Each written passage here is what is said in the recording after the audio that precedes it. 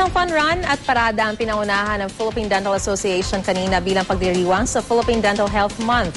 Bukod sa pagsusulong ng wastong oral health, target din nilang makalikom ng pondo para sa pagtatanim ng 1 milyong puno. Ang mainit na balita hatid ni Maria Bulaklak Ausente.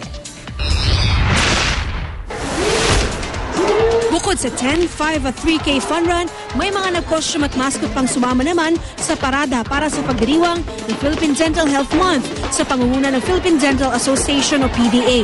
Sa pamamagitan ng malilikom na pondo, target ng PDA na makapagtanim ng 1 milyong puno na nasimula na nila nitong Enero. Hindi lang kami dentista. First and foremost, Pilipino tayo eh.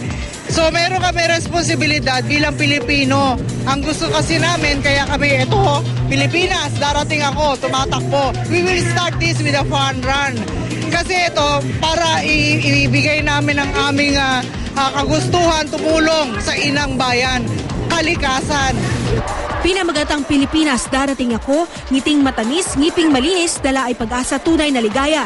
Nais din ng PDA na mas mapalawak ang serbisyo nila sa publiko. Ang indigency program namin, sila ang dadali namin sa dental clinic.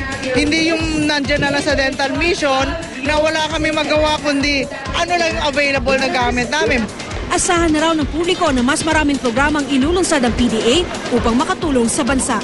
Maria Bulaklak Ausente, GMA News.